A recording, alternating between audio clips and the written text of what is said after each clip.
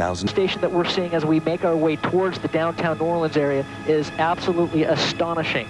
Completely underwater, the entire residential area. I am looking over a scene of utter devastation. An entire neighborhood, water has come up to the eaves of the houses, and I am told this is not the worst of it. The city of New Orleans is in a state of devastation. We probably have 80% of our city underwater. It is just unbelievable. I told you earlier today I didn't think this had turned out to be Armageddon. I was wrong.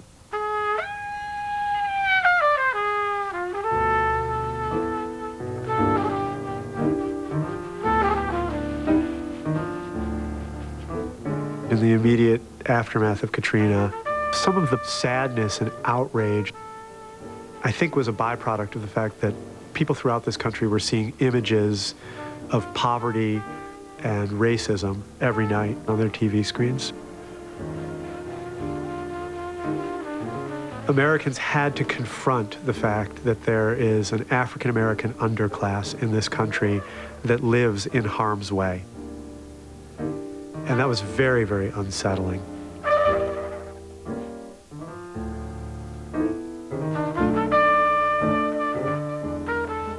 People who were here took their own boats and went out and rescued people, neighbors from rooftops. They shared what little food and water they had while we waited for the federal government to arrive. The federal government took 5 days. In the meantime, it was New Orleans that saved itself. We are the glue that keeps that city together.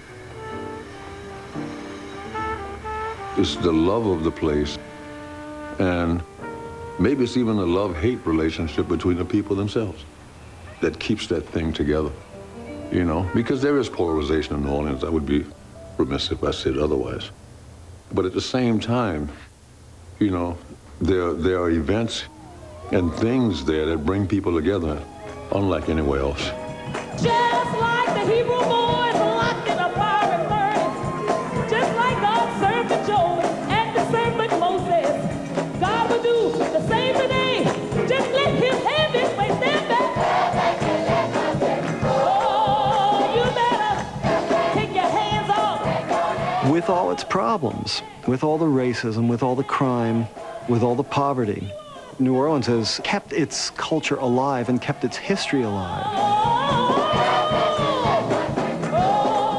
All these different elements that have come together and have marinated together for hundreds of years, there is a culture here that is very precious, beautiful, and unduplicatable.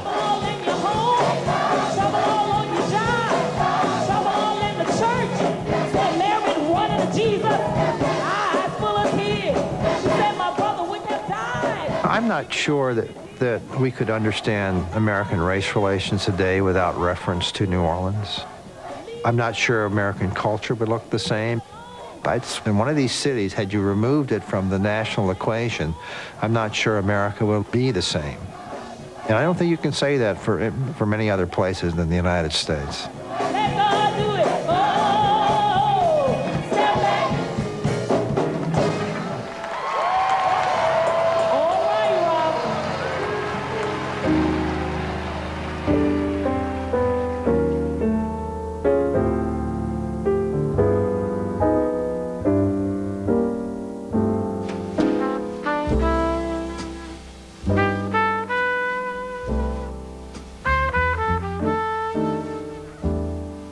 America needs New Orleans because it needs a place with a soul that you don't find elsewhere. But it's a place where there is invention and innovation. America feeds off that, even if people aren't necessarily aware of it. We made music that came up out of the neighborhoods rather than being taught in conservatories. We took recipes that our grandparents had taught us and turned it into one of the great cuisines on earth. So this was a place that allowed what was here to flower, rather than trying to turn it into something else. There are very few places that have made that choice. The promise of that city is the lesson that could be learned from that city at its best.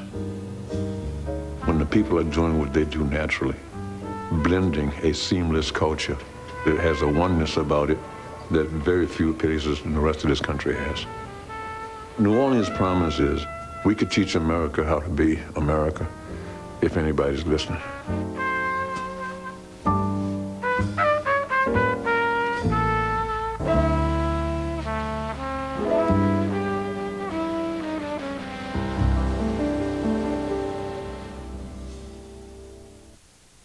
Stay tuned for scenes from the next American Experience. But first,